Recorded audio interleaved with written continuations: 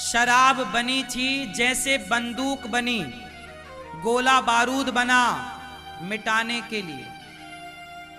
कुछ खुरापाती दिमाग वालों ने सोचा कि इसका बेटा तो बढ़िया काम कर रहा है, इसका परिवार तो बढ़िया खुशहाली से जीवन जी रहा है, तो कुछ लोगों ने शराब पर रिसर्च शुरू की। हमारा मस्तिष्क शून्य हो जाता है।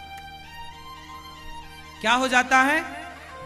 बिल्कुल बेहोशी की मुद्रा चली, आपका दिमाग काम करना बंद करता। शराबी आदमी जब चलता है तो ऐसे ऐसे भंजता हुआ चलता है, ऐसे गिरता हुआ। फिर धीरे धीरे मेरा जो मस्तिष्क है उस लिक्विड पदार्थ का आदी होगा, और जब वो शराब के पीछे भागेगा तो फिर वो अपनी तरक्की कब करेगा, वो पैसा कब कमाएगा। तो उन्होंने शराब से वार किया। शराब भी एक हथियार ही है। आप शराब पिलाओ तो आदमी चित्त हो जाएगा।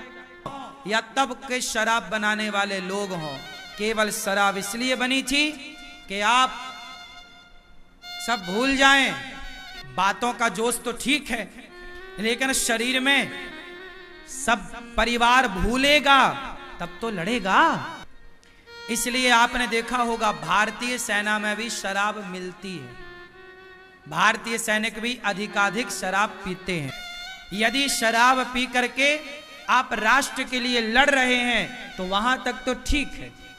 सालों बाद आया है अपनी पत्नी के पास, बच्चों के पास, तो भाई साहब अब तो उसे समय देना पड़ेगा ना अपनी पत्नी को। 1 साल बाद लौटा है, बच्चों को समय कहां देगा? क्योंकि शराब पी के तो वो सोया होगा, कब बच्चों से बातें करेगा।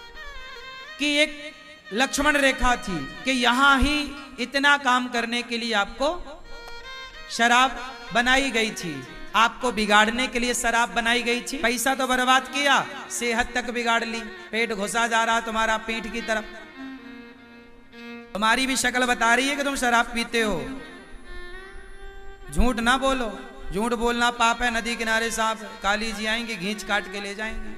हाँ, हम सब जानते हैं। तुम्हारी हालत बता रही है, हम तो शरीर देख के पढ़ लेंगे कि तुम क्या करते हो। इसलिए बेटा तुम्हारे भले के लिए कह रहे हैं, शराब वराब बिल्कुल ना पिया करो। आपको जरूरत है अच्छी संगति की, आपको जरूरत है बच्चों को पढ़ा लिखा के योग्य बनाने की, आपको जरूरत है पैसा कमा के परिवार की सेवा करने की। आपको जरूरत है ही नहीं शराब की। आंवले का रस पियो, गन्ने का रस पियो, बढ़िया बढ़िया हलवा खाओ, पकौड़ी खाओ, दाल चावल साग सब्जी खाओ, बादाम काजू पिस्ता खाओ। इसकी जरूरत है आपको। जो दोस्त तुम्हें शराब पिलाएं वो तुम्हारे दोस्त नहीं हो सकते। तुम्हारा पड़ोसी तुमसे चिढ़ता है और वो तुम्हारे बच्चों को बिगाड़ना चाहता है। इसलिए मैं कहता हूं पूरे भारत से ही शराब बंद होनी चाहिए।